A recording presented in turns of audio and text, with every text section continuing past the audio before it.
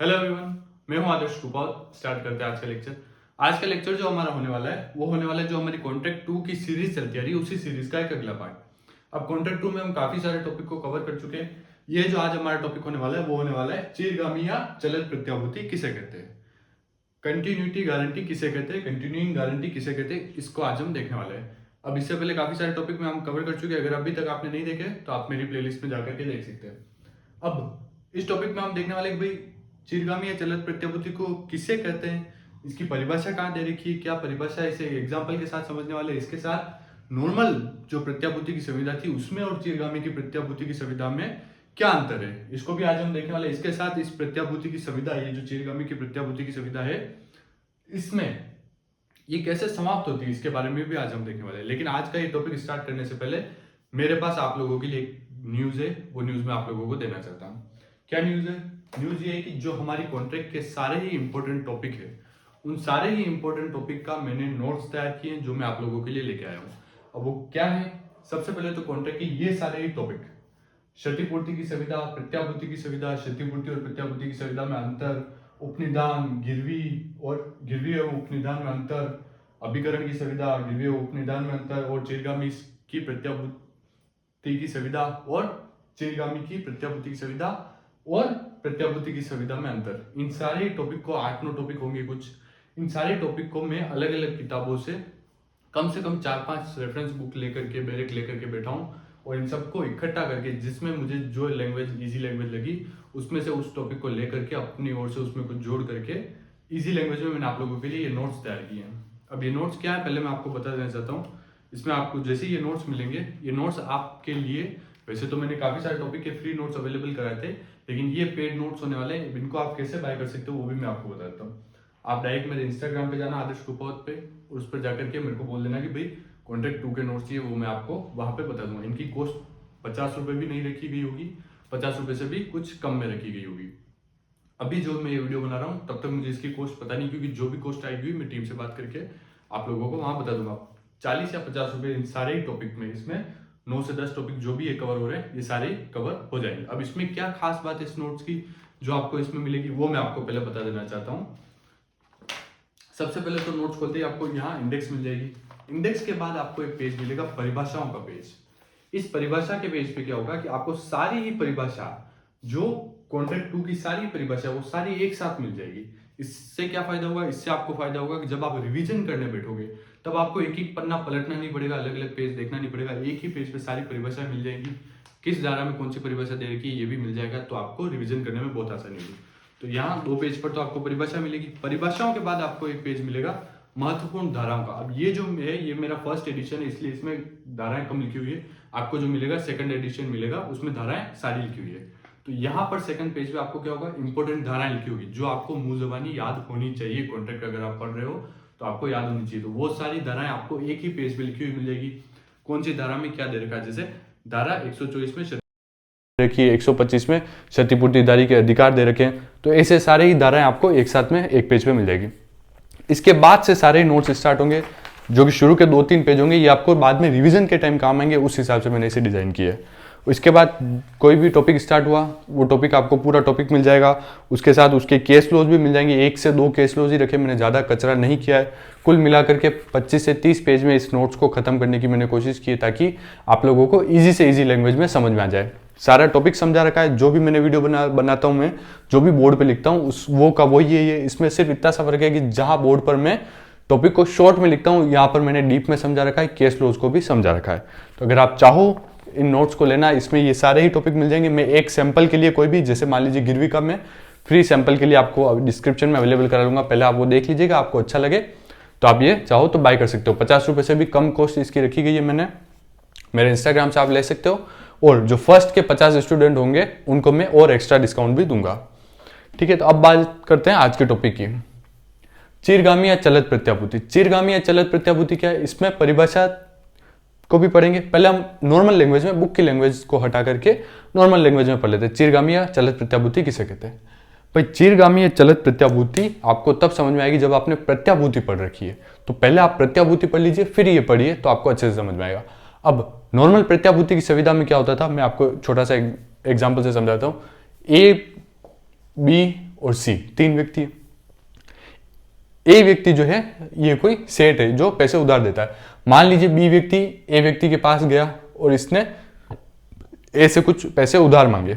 अब सी ने बी व्यक्ति की गारंटी दी कि अगर ए को बी व्यक्ति ये इस व्यक्ति ने पैसे लिए तो बी अगर ए को पैसे नहीं लौटाएगा तो सी जो है बी की जगह ए को पैसे देगा। तो ये नॉर्मल जो संविदा हुई ये कौन सी हो गई? ये हो गई गारंटी की संविदा या नॉर्मल प्रत्याभूति की संविदा।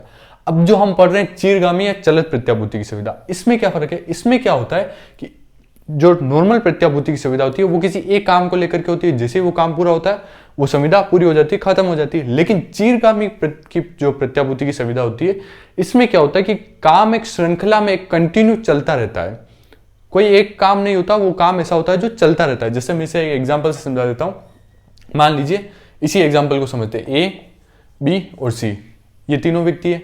ए की कोई दुकान है, बी क्या करता है कि ए के पास जाता है और इसकी दुकान से कुछ सामान उधार पर लेता है। जैसे मान लीजिए 10,000 रुपए का सामान इसने उधार पे लिया, तो सी क्या करता है? सी बी की गारंटी देता है कि भाई ये बी जो है आपकी दुकान पे हर महीने आएगा, 10,000 रुपए का सामान लेगा आपसे उधार और महीने के एंड में आपको 10,000 रुपए चुका देगा। अगर ये बी जो है महीने के एंड में आपको 10,000 रुपए नहीं चुकाता है तो जो है सी व्यक्ति जो है यानी कि मैं, सी व्यक्ति आपको 10,000 रुपए मैं दूंगा, मेरी तरफ से दूंगा। तो आप इसको हर महीने उधार दे देना 10,000 रुपए के सामान और महीने के एंड में ला करके ये 10,000 रुपए जमा करा देगा। तो ये जो प्रत्याभूति की ये जो संविदा हुई ये चीरगामी संविदा हुई, क्योंकि ये एक बार खत्म नहीं होगी, सिर्फ 1 महीने के लिए वैलिड नहीं है। इन्होंने क्या किस प्रकार से संविदा की है कि ये हर महीने चलता रहेगा। फर्स्ट महीने ये इससे सामान लेगा और महीने के एंड में इसको वापस पैसे लौटा देगा। फिर सेकंड महीने फिर से 10,000 का उधार सामान लेगा, सेकंड महीने के एंड में वापस लौटा देगा।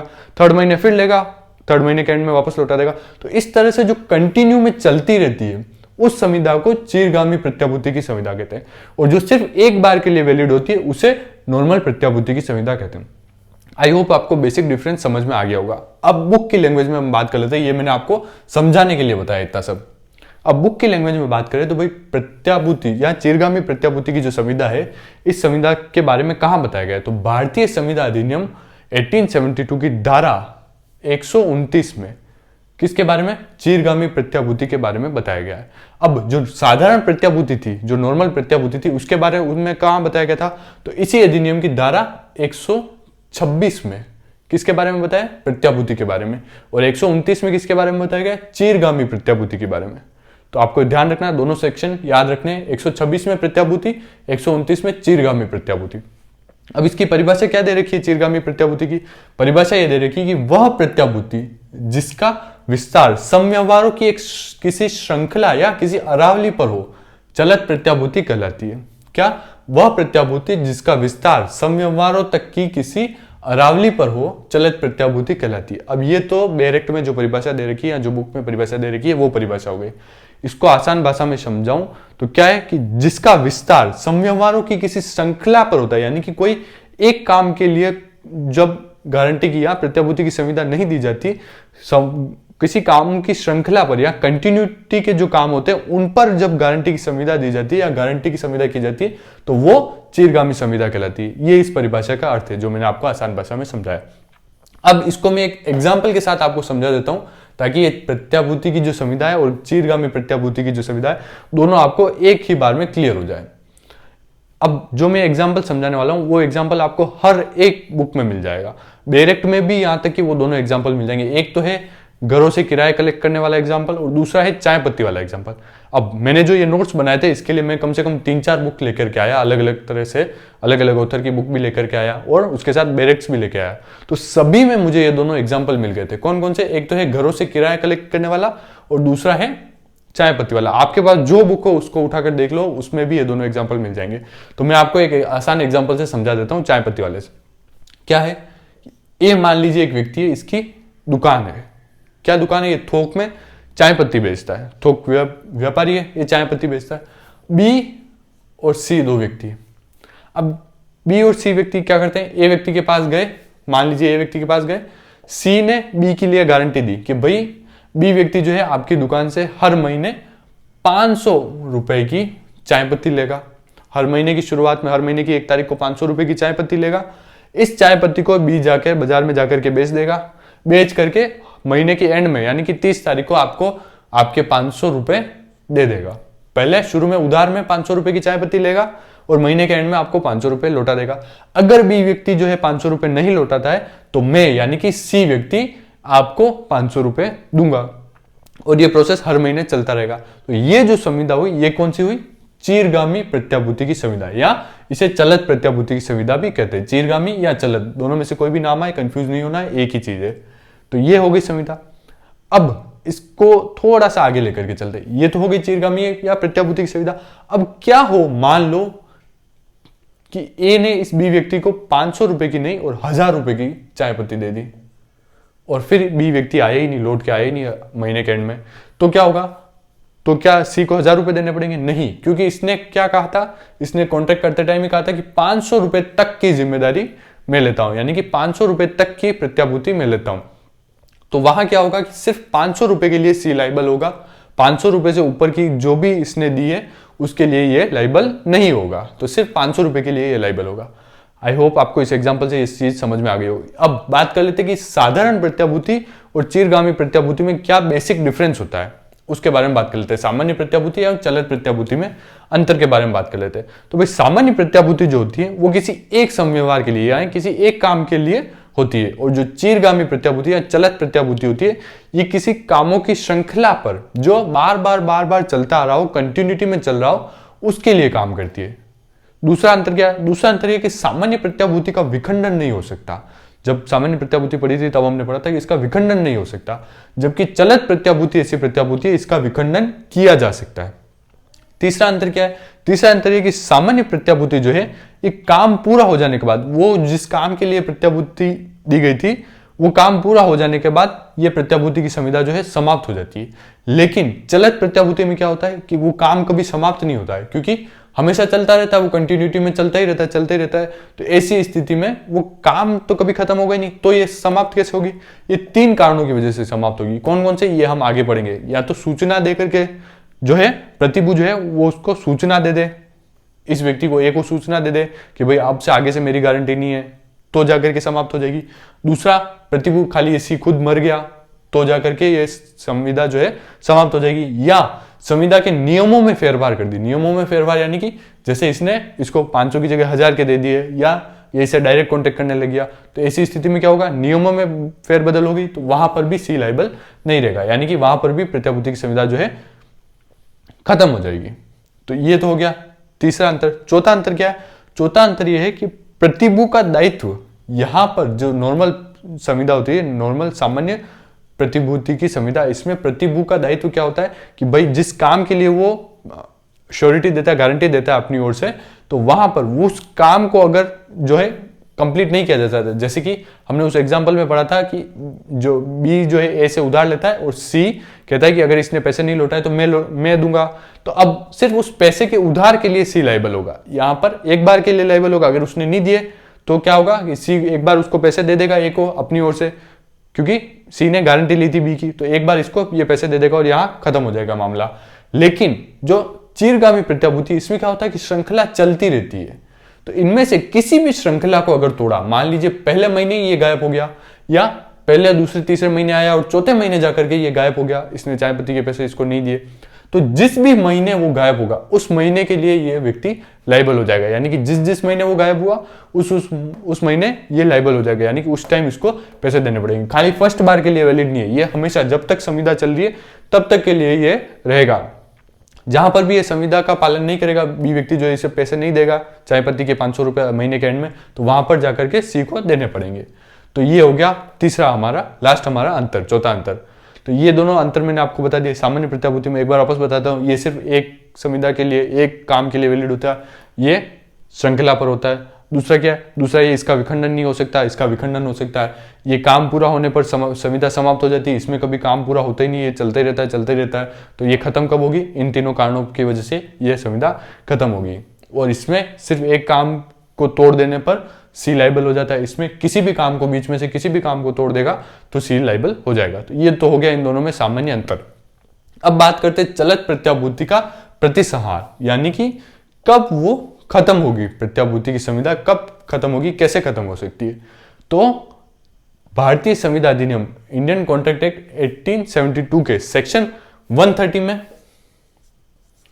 सूचना द्वारा समाप्त करने के बारे में बताया गया है। यानी कि जो ये सी व्यक्ति जो है, जो गारंटी दे रहा है, वो क्या करेगा, प्रतिभू जो है मूल ऋणी को,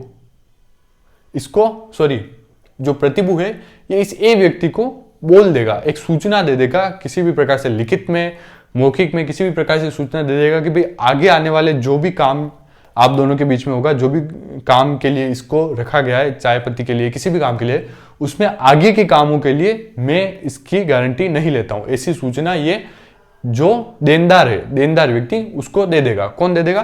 प्रतिभू जो है देनदार को ये सूचना दे देगा। उसी स्थिति में वहां से उससे आगे की कॉन्ट्रैक्ट के लिए, यहां एक बात ध्यान रखनी कि पहले जो हो चुका कॉन्ट्रैक्ट है या पहले जो काम हो चुका है, उसके लिए तो ये लायबल रहेगा ही रहेगा।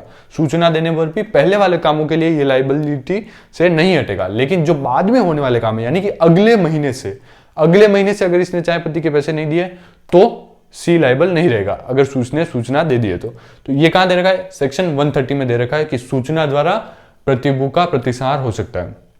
सेक्शन 131 में क्या दे रखा है? 131 में दे रखा है कि प्रतिभू की मृत्यु द्वारा अगर सी मर गया तो ऐसी स्थिति में भी इस संविदा का प्रतिसार हो जाएगा। यानी कि ये संविदा, जो चलित प्रत्याभूति की संविदा, ये यहाँ पर खत्म हो जाएगी। जैसे ही सी मरेगा तो इसकी गारंटी लेने वाला, बी की गारंटी लेने वाला कोई है ही नहीं, तो यहाँ पर यह संविदा ऑटोमेटिक समाप्त हो जाएगी। तीसरा है कि संविदा के निबंधों में फेरफार करने से, संविदा के निबंधों में फेरफार कर लिया, यानी कि कॉन्ट्रैक्ट के जो बेसिक नियम थे उनमें अगर किसी तरह की छेड़छाड़ कर दी, किसी तरह का फेरफार कर दिया, तो ऐसी स्थिति में क्या होगा कि ये जो है लायबल नहीं रहेगा।